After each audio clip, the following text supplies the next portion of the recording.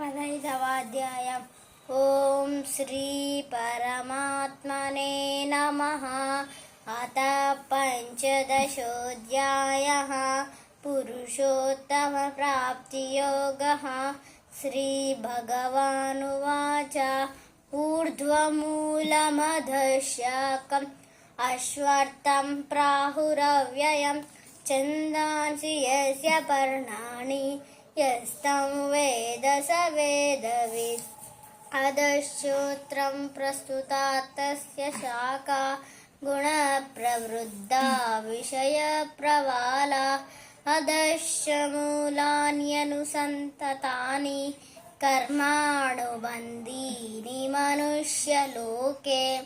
న రూపమస్యేన తతోపలభ్యతే నాంతో న చాదేర్న న సంప్రతిష్ఠాం.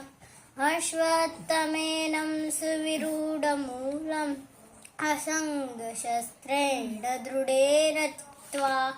తతః పదం తత్పరిమార్గితవ్యై యస్మిన్ గతా న నివర్తంతి భూయా. తమేవ చాద్యం పురుషం ప్రపద్యే యథా ప్రవృద్ధి ప్రస్తుతా పురాణే. నిర్మాణమోహాజితసంగదోషా అధ్యాత్మనిత్యా వినివృత్తకామా. ద్వంద్వైర్విముక్తా సుఖదుఃఖసంజ్ఞై గచ్చంతమూఢా పదమవ్యయం తత్. న తద్భాసయతే సూర్యో న శశాంకో న పావకః యద్గత్వా న నివర్తంతే తద్ధామ పరమం మమ. మమైవాంశో జీవలోకే జీవభూతః సనాతనః. మనశ్శస్త్రాణీంద్రియాణి ప్రకృతిస్థాని కర్షతి.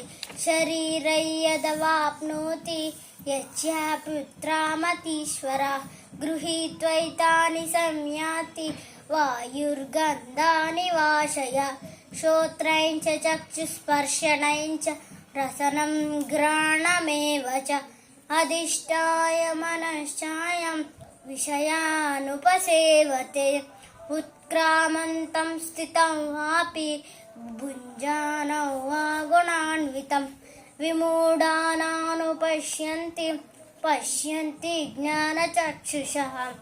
యతంతో యోగినశ్చైనం పశ్యంత్యాత్మన్యవస్థితం.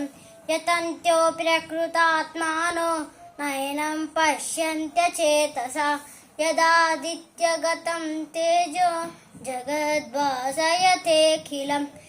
యచ్చంద్రమసి యచ్చాగ్నౌ తత్తేజో విద్ధి మామకం. గామావిశ్య చ భూతాని ధారయామ్యహమోజసా. పుష్ణామి చౌషధి సర్వా సోమో భూత్వా రసాత్మకః.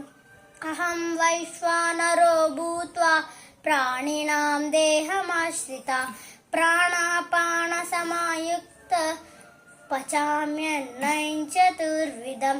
సర్వస్య చాహం హృది సన్నివిష్టో మత్ర స్మృతిర్జ్ఞానమపోహనం చ.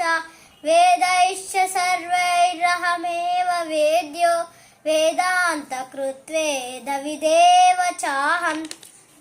ద్వానిమౌ పురుషౌ లోకే క్షరాక్షర చ ఏవ చ.